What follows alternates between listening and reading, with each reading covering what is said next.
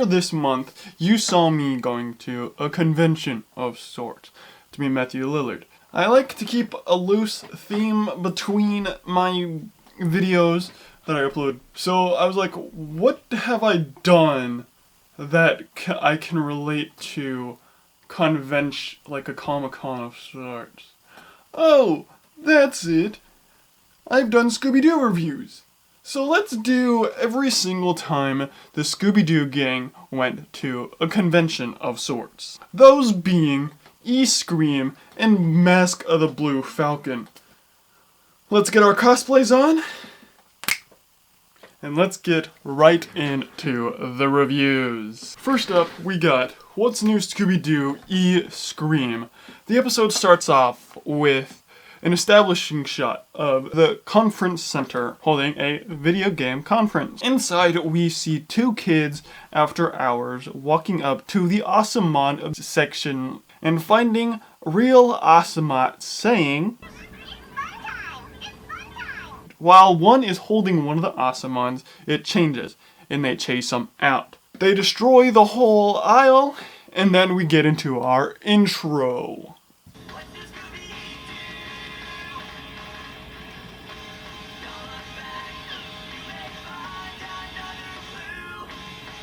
After the intro, the gang arrive in Los Angeles. Velma asks, I know you're excited about the video game convention, but did you really have to dress up?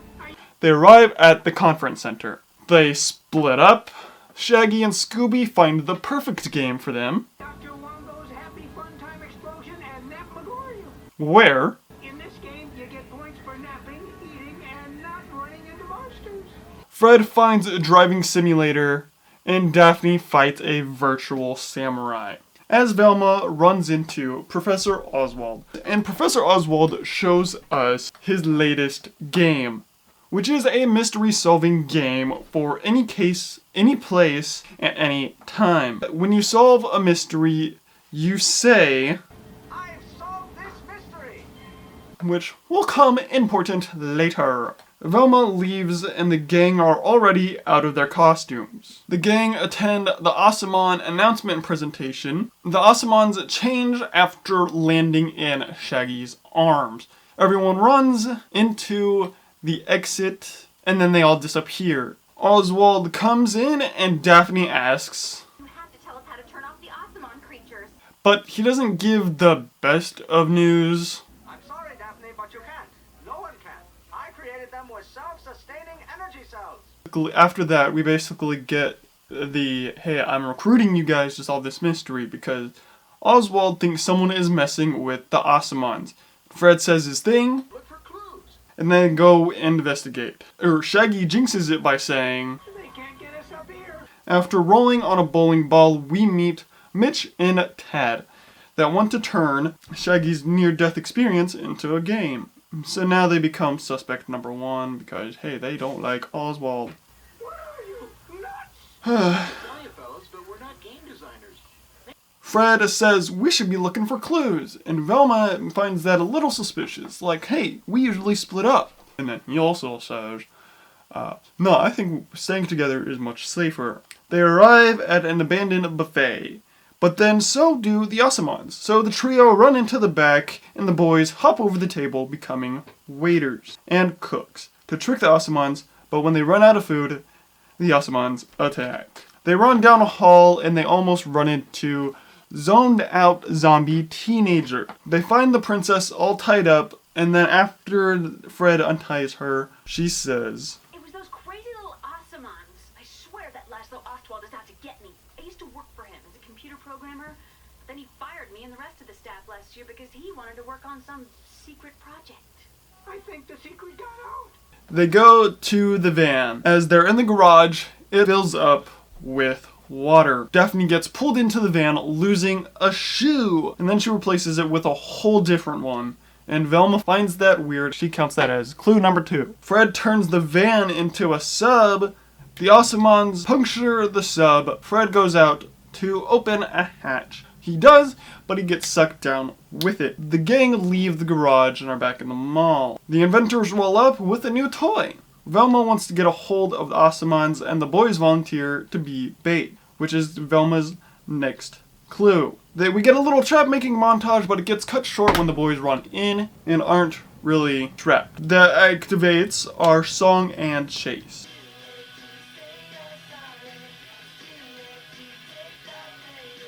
After the song and chase, Daphne gets taken, and then Shaggy gets bitten and says, clue number 5 for Velma. And then Velma says, I solved this mystery.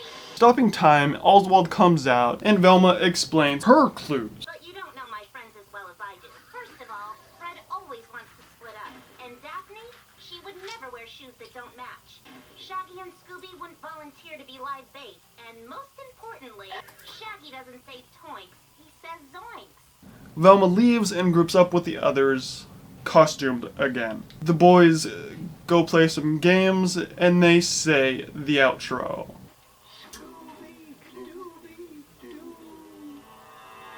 My thoughts on this episode.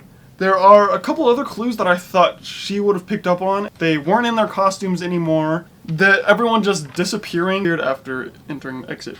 Then the rest kind of line up. It was cool to see worm worshippers in the background of some clips. I never noticed. I think this is the first time I noticed it because I've been recently trying to find other Scooby review ideas. So Fest of the Wormiest is going to be in one eventually. And then the samurai game could have been a model that they had for Samurai Sword, and they just used it for this because hey, we have a samurai movie coming up, so let's just plant that in there. Because it's in our same art style, so I'm assuming they would. So yeah, that is E-Scream.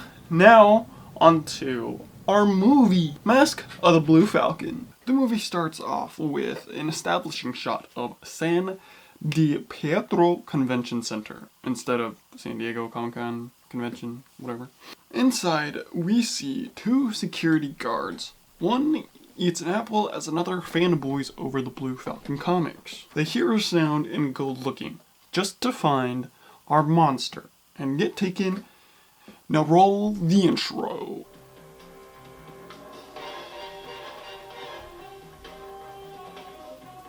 After the sequence, we see the gang trap a Minotaur monster, get an award, and stop his explanation, cause Shaggy wants to rush the gang so they don't miss.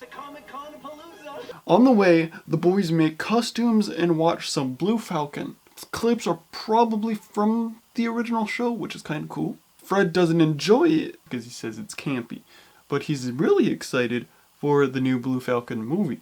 Daphne's excited to get stuffed animals, and Velma is interested in the Monster Man.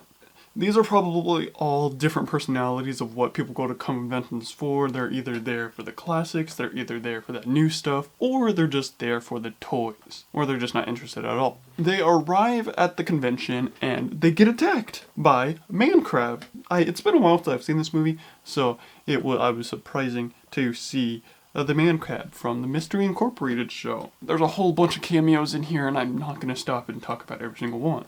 They go to Hank Prince's comic stand. He's a comic book store owner and is a friend of Shaggy's, and meets his nephew, Austin. The gang now are put on to babysitting duty because he disappears all the time. The boys and Austin go to Owen's booth while Velma and Daphne go look for clues. And Fred just wants to go to the screening of the trailer. At movie presentation, Owen makes a scene. They're shown the trailer and are attacked by Mr. Hyde and bats. We get a small little hallway scene by Scooby and Shaggy running through tents, being followed by bats. Bats take out the big screen. It's going to land on some people, but Fred, Velma, and Daphne save them. Fred volunteers the gang to solve the mystery. The convention gets cancelled, but uncancelled thanks to the mayor, and then Fred says, Fantastic! Hey, looks like we have another mystery on our hands. The boys give the origin story of Mr. Hyde, and Shaggy says, Mr. Hyde is the monster that taught us how to be scared of monsters.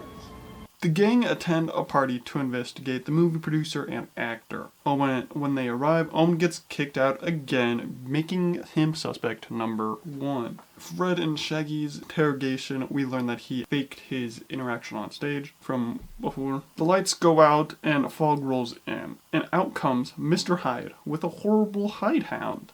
They all escape. Back at the convention, there are way more guards. They go to Owen's booth, and Joe Rabble basically clears his name in a way. Fred notices him and gives us a flashback of his robo-fighting days. Shaggy buys a spy bot to steal food as the others go investigate. The boys join the others with some more suspects. Velma gets an all-access pass to basically get rid of the boys. Fred and Velma interrogate Owen, and the boys devour food in a cool montage. They overhear the movie producer and are chased out by the chef.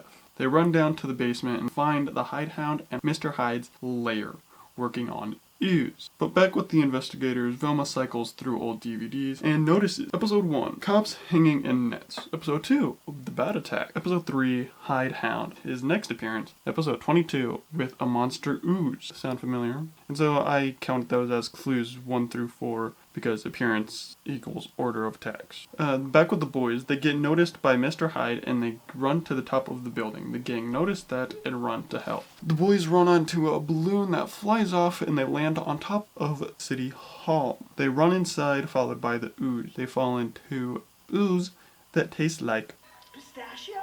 the gang are fired, and thanks to the attacks, the screening is moved to the stadium. Rabble calls the gang about Owen missing. The investigators dress up to get back into the convention with Austin's help. They go to Hank's booth to know his next move or appearance is episode 17 with a giant hide. They find the lair with Rabble's help, but everything is missing already. The girls go change while Fred finds and follows a cord to a camera system on the baseball stadium. The boys go to grab a bite to eat. They all say, I think maybe Mr. Hyde had this all planned. Yeah, by creating chaos, he made the convention center too dangerous. And got the screening moved to the baseball stadium. But why? Giant Hyde scratches through the screen and goes through. The crowd runs by the boys. They run into the stadium and into Giant Hyde. Scooby gets his confidence back and goes to save Austin. And then they fly off into a garbage truck. Fred becomes the bait and they trip up Giant Hyde. Giant Hyde hits the floor and we see it's a robot. They unmask Mr. Hyde to be Owen Grayson. Out cold. Doesn't remember or know anything. Cut to a roadblock. An armored car is on another route, on a non-busy route with Shaggy and Scooby. Mr. Hyde appears, takes the armored car. Shaggy and Scooby see this, and so Shaggy gets a bike and they ride after Mr. Hyde. Mr. Hyde crashes into the Giant Hyde. Hyde steps out, knocks them all out. Scooby gets saved from the Hidehound by Owen. They defeat the Hidehound and knock out Hyde. Fred unmasks it to be Jack Babel. He gives us his motive. When I was permanently disqualified from combat bots because my robots were deemed too dangerous. One of them actually destroyed the studio, so I was banned. Deprived of the one thing I loved, making robots to destroy other robots. Times got so tough, I started sharing a booth with Owen Garrison to save money. After years and years and years of hearing Garrison complain about not being able to revive Blue Falcon, using my knowledge of robots and special effects, I created Mr. Hyde. At the next movie premiere, we have Owen and Scooby on the big screen. The Scooby on the big screen and our Scooby say the outro. Roll credits. Alright, my thoughts on this episode? It was cool. Yeah, it's because it had a good lesson in it, is one of my reasons. It's what's in the heart that matters, not what everyone sees you as. My second thing is it's weird how he's sometimes canon, like in Mystery Incorporated and Guess Who. Blue Falcon was canon in those episodes as a hero. In this, he was just a regular guy, just an actor in a show. And this has cameo and Easter eggs galore. And I think there was also an episode order error because in that scene before, it's episode 22 with the ooze attack. By what Austin said in the next appearance, on the cover it says 17. that could be an animation error, like they didn't communicate very well, or that could be possibly a season 2 episode. I don't know. What do you think? There you have it. The 2 times the gang went to a convention of sorts.